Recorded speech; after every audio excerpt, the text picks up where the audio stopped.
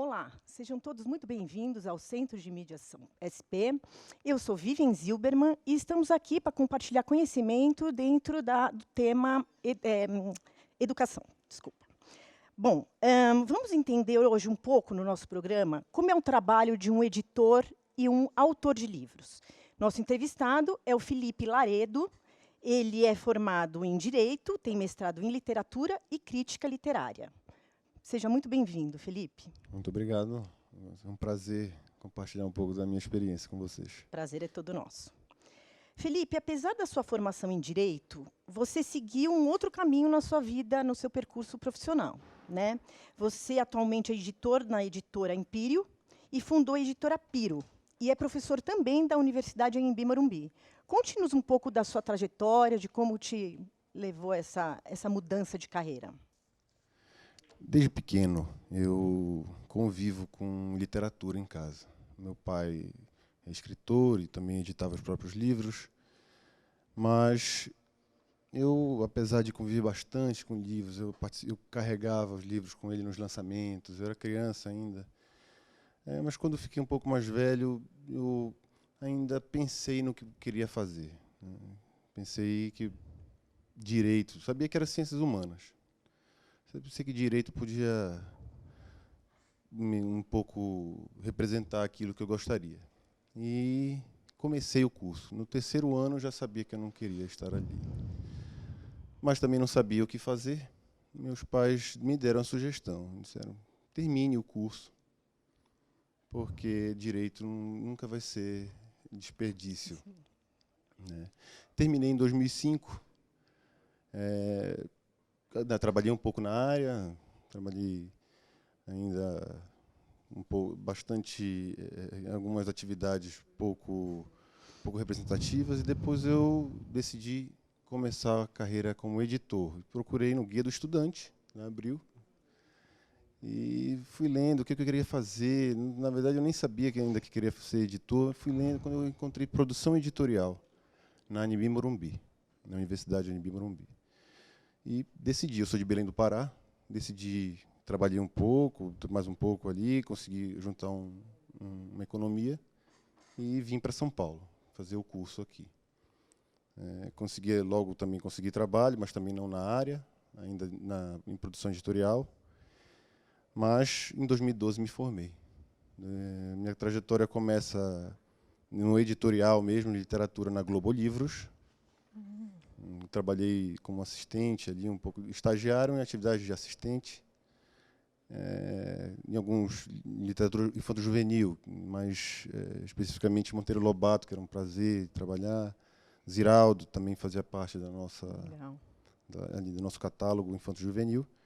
E depois eu fui contratado pela Novo Século, passei então a ser primeiro assistente, saí de lá como coordenador editorial, já com bastante responsabilidade, até que em 2013 eu decidi abrir minha própria editora, a editora Empírio, e ela está em funcionamento até hoje. Até hoje, muito bem, muito legal. Bem, você já editou diversos livros, né? Como você entrou para a área editorial e tem algum livro que tenha sido especial para você?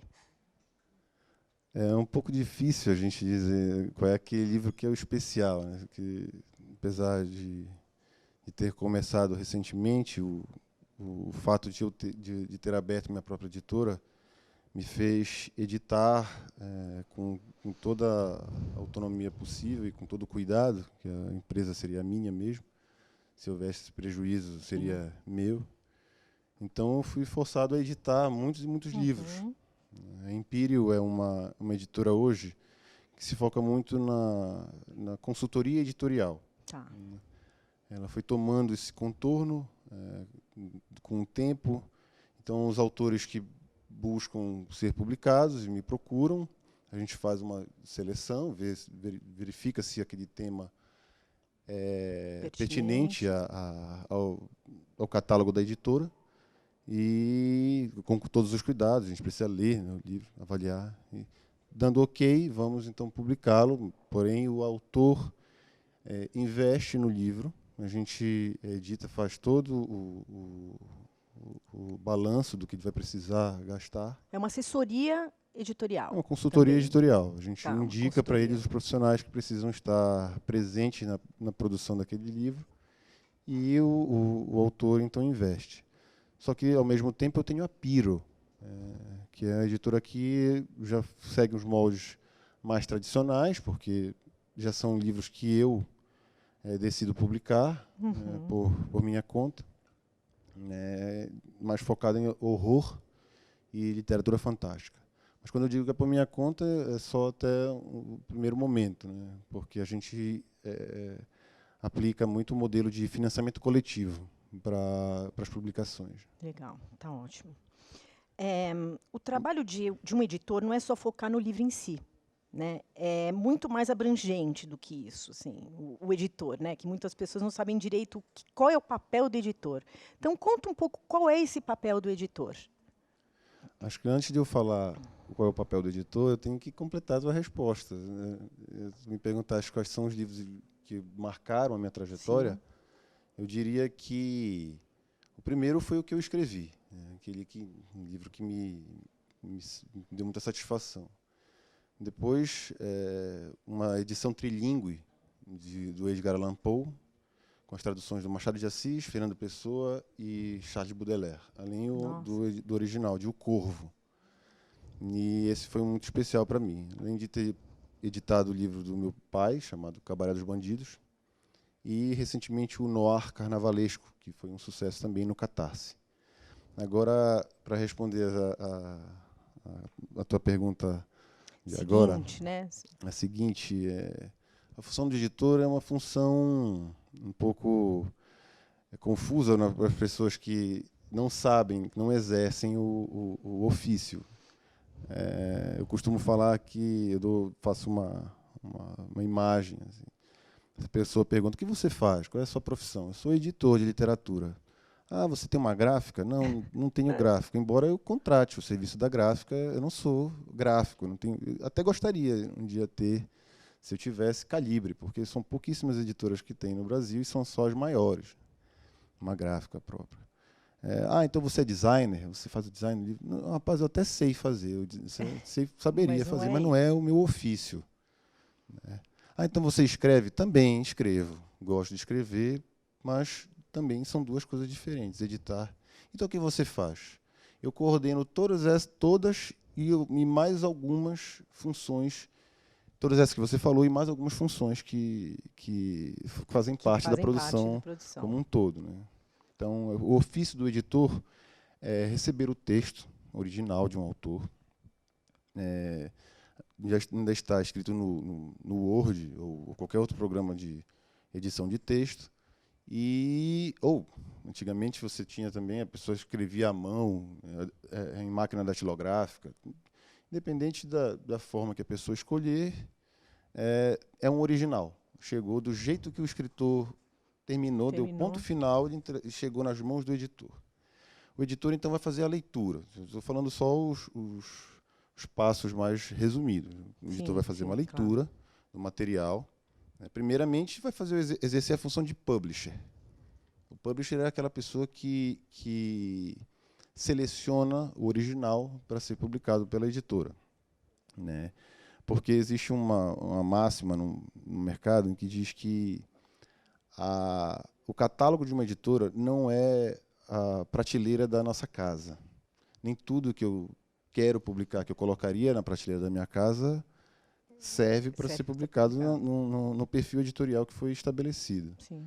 Então, a primeira parte é essa leitura, a seleção, a curadoria. Né? Você recebe muitos originais, você pode pensar também em livros que são publicações estrangeiras, você pode produzir o livro. E, após isso, você faz ainda algumas alterações ali mais substanciais, conversa sempre com o autor. A partir disso, você vai passar para a preparação, que também é uma função que o editor coordena. Eles chamam um preparador, mais adequado para aquele tipo de literatura. Sim. E a pessoa vai estabelecer ali a espinha dorsal do livro. Uhum. Vai consolidar o texto na forma mais saindo da bruta para uma estrutura bem azeitada. Sim. Então, o cuidado que se tem com a preparação é desde de certificar que um personagem começa com o olho verde e termina com o olho verde, para não ocorrer o correr o erro risco de de terminar. terminar com o olho castanho, né? Ou se certificar que um personagem, já falando de literatura de ficção, Sim, né? sim. Um personagem zen budista no começo do livro tem um surto psicótico no final e sai agredindo todo mundo na rua. Mas ele não era zen budista no começo? Não faz sentido. Tem que Tem que ter seguir alguma uma coisa no coerência. meio, ali no meio do livro, em algum momento o autor precisa indicar isso. Ah, Sim. eu pensei que tivesse indicado, o autor pode falar. Sim. O preparador diz, não, você não indicou e aqui é uma sugestão que eu posso colocar nesse ponto, ser importante. Que legal, Então a gente que vai interessante. compondo, né? O diálogo do preparador com o editor é constante. Eu costumo também dizer que o preparador ele é o braço direito do editor. Quando você encontra um preparador de texto bom, você coloca ele assim, no seu braço, fica junto com ele, segura nas mãos Vira o dele. braço direito do... É a pessoa muito valorizada, um bom Sei. preparador. Porque ele vai eliminar diversos problemas que podem vir a acontecer no decorrer. Porque depois da preparação você tem a diagramação. Aí é a parte do design. Do designer. Quando você decide o formato do livro. O formato vai ser um 14 por 21 centímetros ou 16 por 23. O editor Sim, decide. que decide E isso. coordena o designer. Porque o editor vai dizer para ele, a história se passa sobre isso, se passa nessa época. E você vai dar um briefing para o designer. Legal. Isso é a função do editor. E depois vem a revisão. Vem a impressão. Acabou-se aí a produção editorial, só que a função do editor não termina, porque ele vai ter que trabalhar também a divulgação e coordenar, ou pelo menos coordenar quem faz a divulgação. A distribuição? E a distribuição é que é a comercialização, né? Sim, Então, sim. editor, pelo menos em editoras do porte da minha, eu exerço quase todas essas funções. Nossa, que interessante, né? Acho que isso está sendo muito importante para quem está nos assistindo e que tem interesse nessa área, que é bem curioso, porque é uma coisa pouco divulgada, né? A gente não sabe de todo esse processo e maravilhoso, a gente gostou muito. A gente está recebendo algumas mensagens aqui e uma pergunta. Das mensagens do professor Fábio José, motivacional. Professor Heloísa, entrevistas muito interessantes. Professora Vera, amo ler. Professora Daiane, muito bom. E veio uma pergunta do professor Alina. Qual é a maior dificuldade para escrever um livro? Qual é o nome dela? Professora Alina. Muito obrigada, Professora Alina, obrigado pela pergunta. Escrever um livro não é difícil, né? Porque você pode escrever de qualquer jeito. Teve uma ideia, acha que já conhece todos os caminhos ali, então pode começar a escrever. O problema é que, se você não tiver método, não tiver uma disciplina, essa história pode ficar um pouco prejudicada. E essa disciplina vem com leitura. É a função primordial do bom escritor. Para você escrever um bom livro, você tem que ler bastante. Eu não conheço nenhum bom escritor que não leia bastante. Acima de tudo, é um bom leitor. Porque um livro, você escreve um livro e lê centenas. Se você mantivesse uma média mais prolífica de quem escreve, a pessoa lê bastante. Então seria o principal desafio você conseguir estruturar a sua história, você conseguir saber quem são as suas inspirações, de que forma, que formato você quer entregar para o leitor. Você estabelece ali algumas diretrizes. Eu costumo orientar os autores que estão iniciando a primeiro criar um esqueleto da história, começo, meio e fim, para o autor saber onde ele quer chegar. Uhum. O que acontece se ele não faz isso? Que costuma acontecer. E aí o editor tem que ter mais trabalho depois. Se você não define isso e não deixa bem claro para você esse esqueleto, é comum que você se empolgue demais com alguma cena, e querendo, na ânsia de querer desenvolver e ir longe, você vai longe demais e não consegue garantir o retorno para a narrativa com mais substrato. Então a história fica prejudicada ali. Sim. Então, O grande desafio para o escritor hoje é ele saber trabalhar com o excesso de informações que a gente tem, um mercado bastante exigente hoje. Sem dúvida. As histórias que a gente... Eu sou nascido em 1982, então eu cresci num clima cinematográfico permeado por Rambo, Braddock. Né? Então, Sim, as histórias sim. MacGyver são histórias simples. Estou dizendo que são ruins. Sim. Né? Há, assim, controvérsias. Mas elas simples. são simples. Sim. Você tinha, na minha época, os Goonies, um filme belíssimo, que guardo muito na minha recordação, mas ele é simples demais. Hoje você vê Stranger Things, é uma narrativa muito mais complexa. Sem dúvida, muito mais elaborado. Hoje o público está bastante exigente. Se você cria um personagem que não tem consistência, ele abandona seu livro porque ele tem centenas, milhares de opções para escolher. Sim. Ali, ele pega numa lista de desejos numa loja virtual, ele já tem uma sequência que ele quer ler. No seu livro ele não gostou, ele já fecha e vai para outro. Então esse é o desafio, você saber fazer o trabalho bem feito. A editora ela faz uma pesquisa até quais são nas lojas virtuais, quais são os livros que estão sendo mais vendidos, até para saber mais ou menos qual é a linha, ou isso independe daquilo que vai ser criado e vai ser criado... Existe tudo, mesmo que aquelas editoras que a gente não enxerga tão bem a linha, como grandes editoras, como Record, Companhia das Letras, são grandes editoras no país. E às vezes fica um pouco difícil de se enxergar a linha editorial delas. Uhum. Fica parecendo que elas publicam qualquer coisa. Sim. Mas não. O mercado editorial é um mercado muito sofrido. A gente precisa ressaltar esse ponto, porque recentemente, isso aqui é fato público, que as grandes redes de livrarias estão em recuperação judicial. Saraiva e Cultura estão em recuperação judicial. Até recentemente. Uhum. E agora, com essa crise, deve estar em situação ainda mais difícil. Então, a pesquisa por tendências ela é absolutamente necessária. Sim. Você identificar ali um gosto, você conseguir conversar com o seu público. Por isso que a produção editorial não pode estar afastada, em hipótese alguma, de pelo menos um respiro de marketing. Sim, sem dúvida. Para você conseguir manter ali um equilíbrio. Uhum. Agora, se você quiser realmente promover a sua editora como uma editora de destaque, o marketing é imprescindível. Tá. Para você conversar com o seu leitor, saber o que ele quer ler, Uhum. especialmente porque no Brasil a gente tem índices baixos, né, de leituras per capita. Então, é um desafio. Para muitos é desanimador, porque você tem índices baixíssimos, segundo retratos da leitura no Brasil. O Brasil fica, em média, ali, transitando entre 3 e 4 livros por ano. Nossa. Mas se a gente considerar que muitos lugares não tem bibliotecas, essas leituras são concentradas em grandes centros urbanos. Uhum, entendi.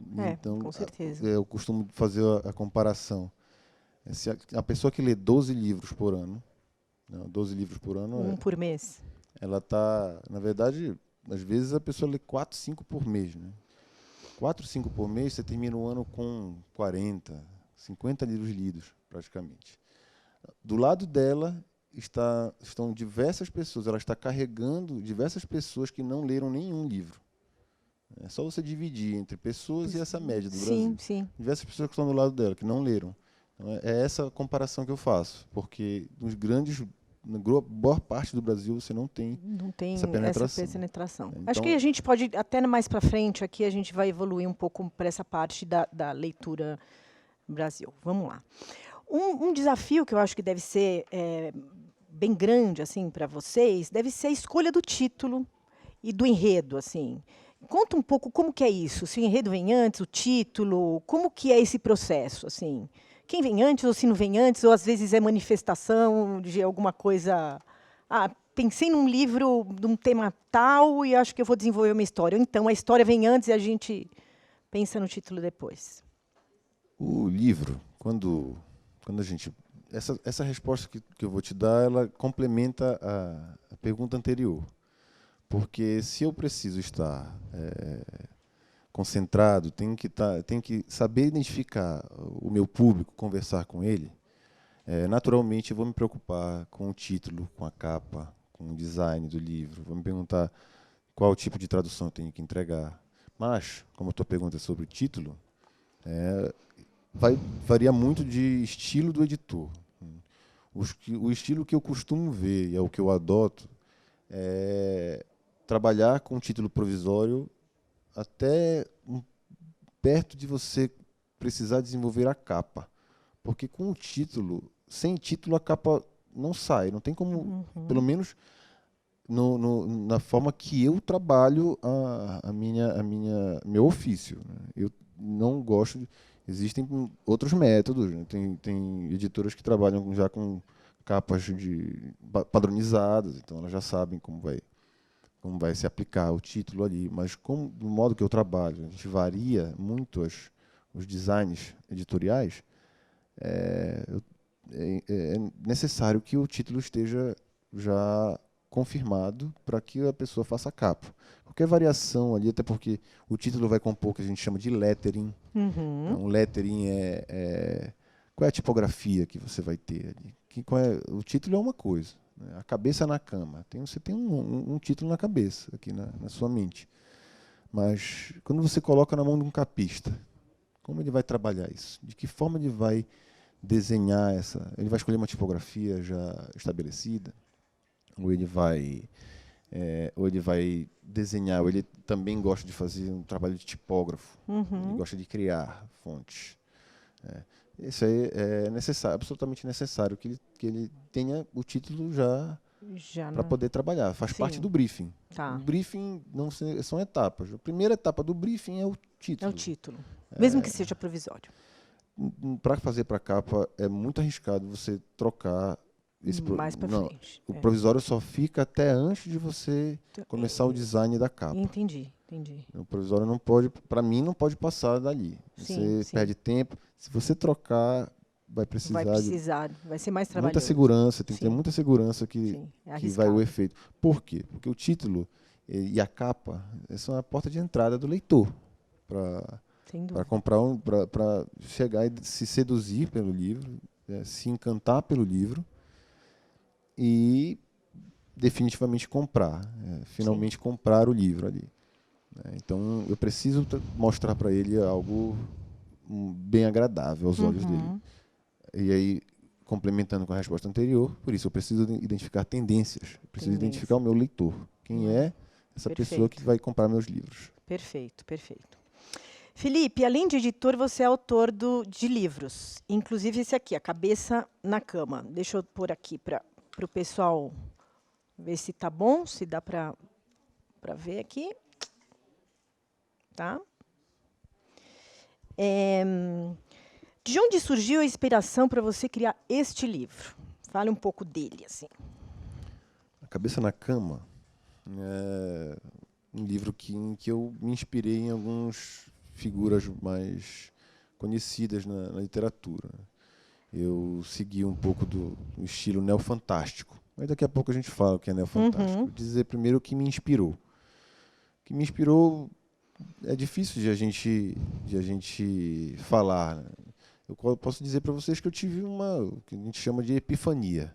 Epifania é quando você tem um momento ali sublime de verificar bem, essa história vai virar essa minha ideia vai virar uma boa história.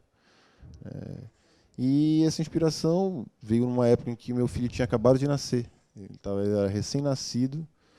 Eu visualizei ali, logo no momento depois de eu acordar, visualizei um cenário em que surgiu uma cabeça na cama. Estaria uma cabeça na cama.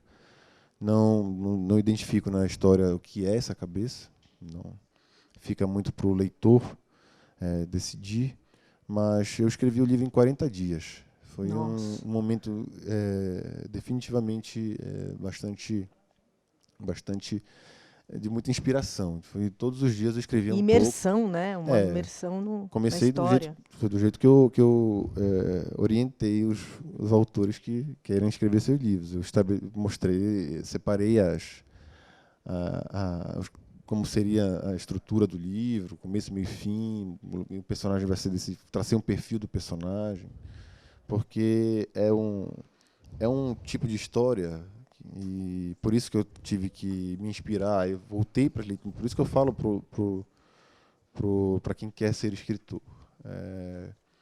Você tem que ler. No momento em que eu decidi que a história era aquela, eu vou decidir, então, como eu quero me comunicar com o público. E a forma que eu decidi me comunicar foi utilizando uma ferramenta do Machado de Assis, que se chama narrador não confiável. Machado de Assis, Henry James, são duas figuras bem importantes que utilizam esse narrador não confiável. Um exemplo, Dom Casmurro. Dom Casmurro é um tipo bem icônico do narrador não confiável. No Henry James você tem a volta do parafuso também. O que é esse narrador não confiável? É isso que eu ia perguntar. O que é isso? Uma história em primeira pessoa, ou alguém que está contando essa história sobre uma pessoa. Então, o narrador ele traz as informações sob um viés duvidoso. Será que houve traição ou não? Em Henry James, você tem uma história em que uma governanta numa casa antiga, e ela passa a ver espíritos na casa. Será que são espíritos mesmo? Ou ela pode estar tendo um surto esquizofrênico? É a mesma coisa em Dom Casmurro. Será que ele foi traído? Será que ele... Isso é um narrador não confiável, porque ele está trazendo a visão dele. Tá. Né? Isso é um formato em que eu apliquei a narrativa. Agora eu tinha que me inspirar também em algo na literatura que desse suporte, porque não dá para você trabalhar só com o formato. O formato do narrador não confiável é um recurso, é uma ferramenta. Certo. Agora eu preciso saber como vai ser o substrato, o estofo da história. E o estofo da história eu fui me inspirar em Kafka, com a Metamorfose, porque isso é o neofantástico. O neofantástico também latino-americano, com Jorge Luis Borges, Adolfo Bioy Casares. Isso seria um neofantástico. O que é o neofantástico? Né? Definição. A definição é que algo absurdo acontece na vida de alguém, em algum núcleo familiar, ou algum personagem, alguma coisa absurda acontece, ele fica incomodado, mas não fica tão incomodado a ponto de questionar o absurdo que é aquilo acontecer na vida dele. Um exemplo, Kafka, Metamorfose. O personagem Gregor Samsa vira um inseto. Vira um inseto, você tem diversos problemas decorrentes dele ter virado um inseto, mas em nenhum momento da narrativa se questionam por que ele virou um inseto. Algo absurdo aconteceu ali. Em Adolfo Bioy Casares, escritor argentino, você tem a inspiração do livro A Invenção de Morel, na série televisiva Lost. Então algo absurdo vai acontecer, eles caem numa ilha que não se sabe ao certo. Tudo bem que o desfecho de Lost é um pouco questionável, uma vez que os roteiristas de Hollywood estavam em greve naquele momento, tiveram que cortar rapidamente logo a série. Mas o absurdo está lá. As pessoas caíram numa ilha, elas não sabem onde estão. E é a mesma coisa que o Adolfo Bioy Casares faz também. Legal. Né? Então isso seria um neofantástico. Muito bom. No meu caso, trabalhei uma cabeça que surgiu, algo insólito, que surgiu numa cama, e o personagem passa então a querer resolver essa cabeça. Vai traçar então um monólogo com essa cabeça. A cabeça não fala com ele, mas ele vai... Cria diálogos. A forma de narrador não confiável que eu estabeleci foi: será que essa cabeça é uma criação da cabeça, da mente dele? Ou é um demônio? Ou é um zumbi? O narrador está contando, você não consegue confiar nele. Muito legal, olha aí. Para quem nunca não sabia o que significava o neofantástico, está aí o Felipe nos explicando muito bem, didaticamente, o que é.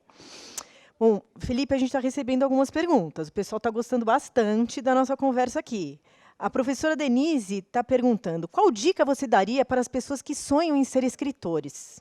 Acho que a gente podia responder isso mais para o final, assim, porque eu acho que a gente pode ter um desfecho assim da nossa conversa com essa pergunta. A professora Maria pergunta: atualmente você está trabalhando em algum livro? Poderia nos contar um pouco?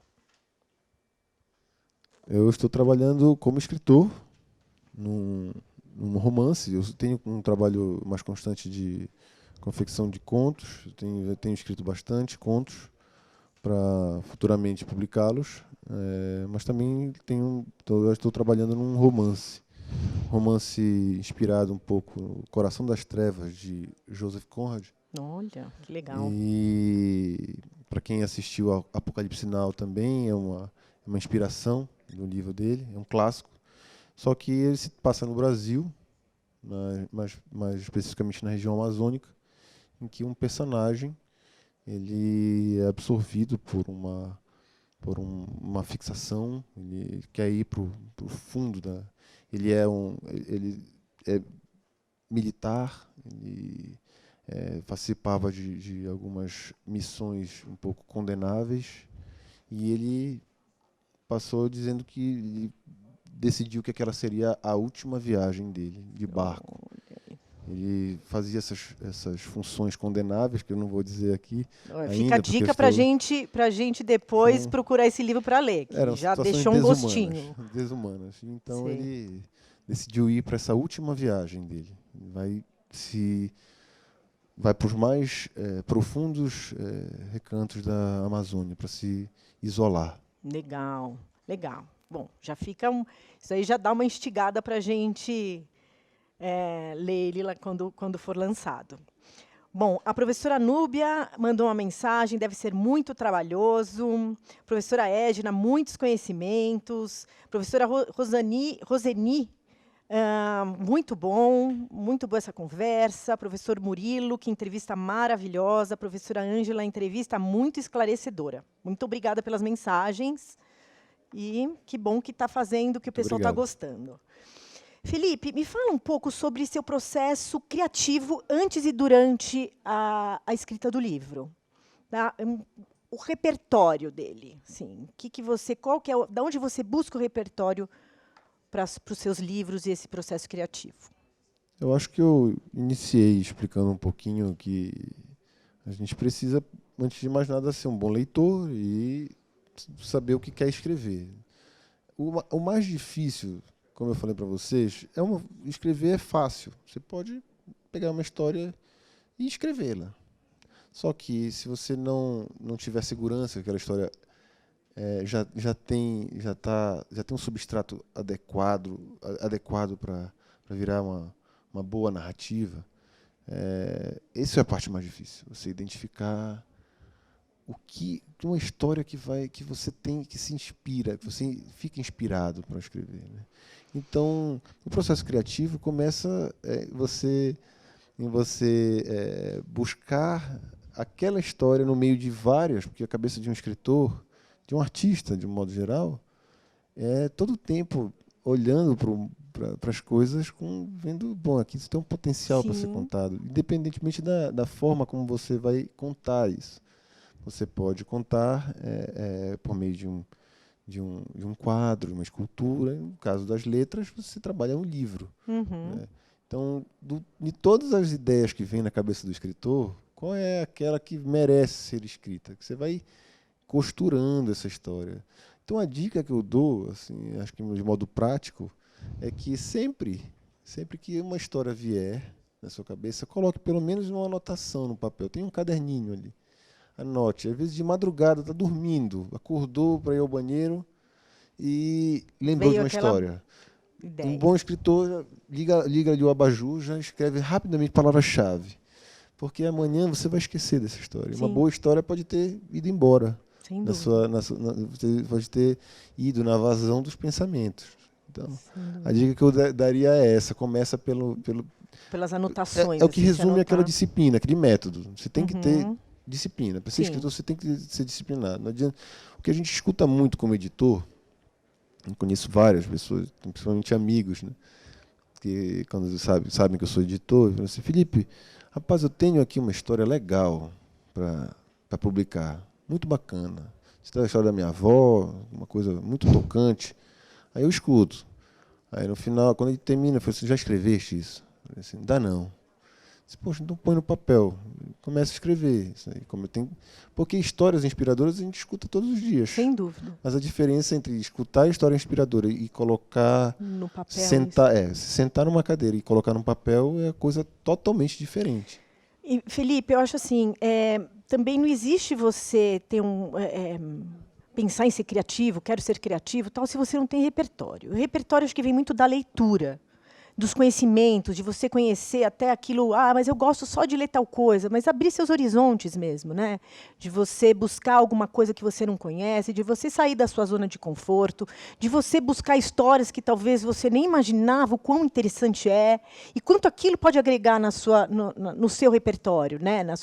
E estimular você em abrir seus horizontes e estimular isso para o seu discurso, para a sua narrativa, né? Sim, a leitura ela é fundamental para todos os aspectos da vida. Mesmo que você não queira ser escritor, ser leitor é a sua tarefa cidadã. Você só consegue praticar você só consegue exercitar qualquer atividade cidadã, ou como a gente vive numa democracia, a democracia ela demanda que você tenha um espírito crítico. Você desconfie das coisas. Se você não lê, você não desconfia das coisas, você não critica as coisas. E uma literatura também não lê só algumas coisas específicas, tem alguma coisa ampla. Lê história os livros de história mesmo, né? Podem trazer muitas. O que a gente enxerga, o que a gente encontra na pesquisa Retratos da Leitura no Brasil, que até 2006 ela foi desenvolvida, infelizmente depois de 2016, desculpem. Depois dali não foi mais levada adiante a pesquisa, promovida pelo Instituto ProLivro. Você via os índices baixos, mas você via uma grande quantidade de pessoas que liam a Bíblia. Eu adoro a Bíblia. Eu já li bastante, gosto constantemente, vou a ela, muito pelo exercício histórico, porque é a parte que eu gosto da Bíblia.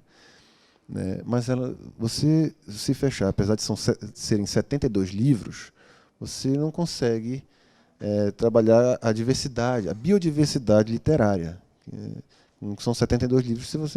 Então é interessante que você saia para outras opções. Né? Não precisa ficar sempre também livros técnicos. Pessoa, não, eu leio bastante, mas li só livro técnico. Ótimo que você lê, até bula de remédio. Se você quiser ler, eu oriento. Então, para mim, não tem leitura ruim. Sim. Só que se você lê bastante a mesma coisa, você vai estar se sentindo prazer, está se entretendo, mas você está deixando de usufruir de um universo imenso que é o literário. E a literatura ela tem uma função de abrir janelas, abrir portas, ela areja a mente. Tem uma história um discurso do Neil Gaiman.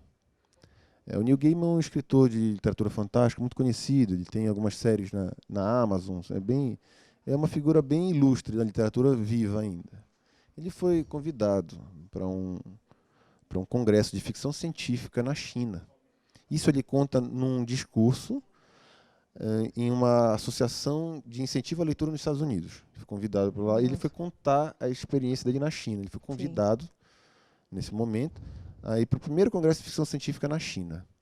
Lá ele se perguntou, bem, o primeiro congresso, agora estão fazendo ficção científica antiga. Ele perguntou para a organização, poxa, por que agora vocês estão promovendo? Só agora, né? O que deu, o que veio na cabeça de vocês para colocar... Só nesse momento. E eles disseram que, depois de uma pesquisa, verificaram que nos Estados Unidos, que é o berço da inovação naquele momento, até aquele momento, as pessoas liam muita ficção científica. E nós, chineses, sabemos muito bem copiar. Se você me der um projeto, aqui na China a gente faz ele da melhor forma, da forma mais barata possível. Mas criar a gente não é tão bom. E aí eles mostraram que a ficção científica ela é importante para você abrir as mentes, você areja a mente, você abre espaço para a criatividade. Sim. E aí você traz soluções para problemas cotidianos. Às vezes você nem sabe, porque a literatura, para alguns filósofos, ela faz a mística. A mística. Ela trabalha em recantos que você não... Você nem imagina, nem né? imagina. Chega em lugares que você não imagina o alcance, né? Muito bom. E você tem alguma dica para desenvolver a criatividade? Acho que você acabou de falar, né, ler bastante, acho que a gente pode buscar esses recursos, ser diversificado, para aprimorar a escrita, né, acho que a gente aprimora dessa forma. E uma boa história? O que é uma boa história? Como que a gente cria um enredo? Como que a gente consegue fazer com que isso vai ser uma boa história? Como que vocês pensam isso, assim? O escritor, normalmente, ele tem consciência do público que vai lê-lo, vai ler seu livro. Então, uma boa história parte primeiro de você verificar que lhe inspira, principalmente, né? Que lhe dá que desperta o desejo de escrever algo. Isso estou falando na visão mais idealista. Né? Uhum. Agora, a visão mais pragmática, né? A visão pragmática ela vem no esteio de pessoas que têm essa profissão de escritor. Às vezes elas têm contratos que elas precisam, bem, eu tenho que publicar um livro por ano. Então elas têm que achar rapidamente essa inspiração. Né?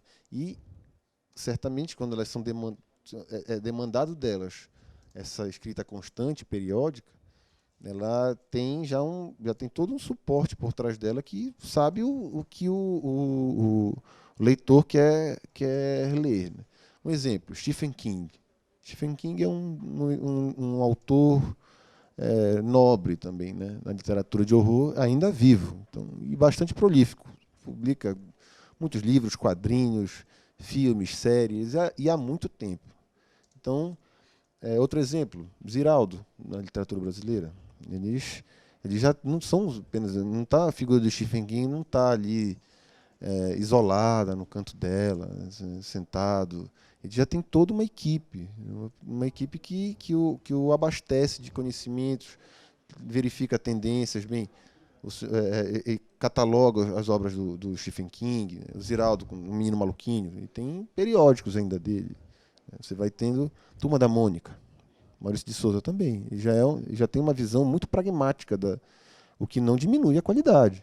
Turma da Mônica é uma coisa belíssima. Eu li quando era criança, se colocar nas minhas mãos novamente um gibi, eu vou ler do começo ao fim. Sim. Num consultório, esperando para entrar num consultório dentário. Sem dúvida. Então, mas eles são pragmáticos. Né? Agora, a visão idealista, você vai esperar que o desejo venha. Né? Esse desejo, por isso que você tem que sempre anotar. Aí o seu desejo vem, você está conversando com a Vivian e tem que correr direto para o caderninho e anotar. Para anotar, senão a gente esquece e às vezes tem um insight que pode ser perdido, né? Se você não coloca. Felipe, a gente está recebendo muitas perguntas que, infelizmente, a gente não vai ter tempo de responder. Mas vamos correr para ver o que dá para a gente ainda conversar em cima dessas perguntas. O que dá para você responder. Para ser autor de livro ou editor, qual a formação ideal? Olha, até um tempo atrás, quando eu comecei a minha carreira, então é pouco tempo, não tem. Eu me formei em 2012, entrei na Globo Livros em 2010. Na Globo Livros eu via os meus gestores. Eu tinha uma geógrafa, a diretora editorial era bióloga, Nossa. a minha superior ali imediata era jornalista e ao meu lado tinha uma pedagoga. Até um tempo atrás. Eu já estudava produção editorial. O curso de produção editorial na Anhembi Morumbi é antigo, um dos mais antigos da universidade. Só que, nos últimos tempos, nos últimos 10, 15 anos, ele foi se tornando mais conhecido.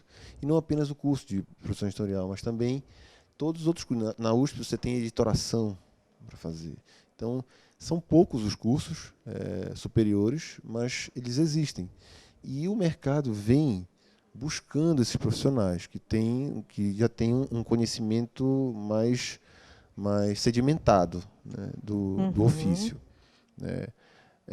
Então, para começar, eu diria que existem esses cursos superiores, o que eu fiz, mas vocês podem.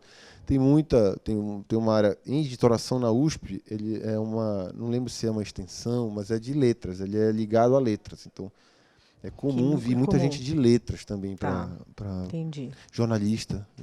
Jornalista tem vários Tem também. vários. Porque todos letras, tirando letras, jornalismo e produção editorial são da comunicação social. Sim. Então, o importante para o editor não é o diploma apenas, né? O importante é que ele tenha experiência e prática. Porque se a pessoa vier de outra área e souber executar as coisas, sim. Independe da formação. Sim, mas isso acontece em qualquer área, tirando Sim. aquelas que são arriscadas. Sem dúvida. Não dá para ser nas mãos de colocar qualquer um para ser um médico, sem dúvida. Um engenheiro. Lógico. Como a gente está falando com qualidade, normalmente essa qualidade no produção editorial ela é representada pela figura comercial. Então, o que você vai prejudicar ali são as vendas. Sim. Mas é claro, se você for um mau editor, você pode prejudicar, inclusive, alguém. Você pode. No tempo desses eu vi acho que era uma biografia de uma pessoa que estava tentando justificar um crime que ela não tinha cometido. E que ficou provado que ela não tinha cometido. Mas na época não conseguiu ser foi feito. Destruída a carreira dela por causa desse crime que ela cometeu. E ela estava tentando explicar. Anteriormente, alguém irresponsável publicou essa reportagem. Então, às vezes, a comunicação social, o ato de ler, de ser editor, também corresponde ao cuidado e à relevância social do seu trabalho. Então, por isso que uma formação adequada, é um bacharelado, 4 anos, você vai acompanhar todas as etapas, e aí todos os bons nomes hoje que receberam prêmios recentemente, no que seria a indústria editorial no Brasil, vieram de cursos de produção editorial, editoração. Eles são bons profissionais. Bons profissionais, certo. Deixa eu ver aqui para a gente tentar juntar algumas perguntas aqui para a gente responder o máximo possível. Mas eu acho que a gente vai ter que ir indo meio que para a reta final da nossa entrevista aqui, Felipe. Está maravilhoso, está todo mundo amando. Vou falar até algumas mensagens que a gente recebeu aqui. Professora Ângela, entrevista muito esclarecedora. Professora Karine, estou gostando muito, ótimas dicas. Professor Murilo, que entrevista maravilhosa. Enfim, está sendo muito proveitoso, o pessoal está gostando bastante. Agora, vamos subir lá. Vamos naquela primeira pergunta que eu passei para a gente deixar lá para o final.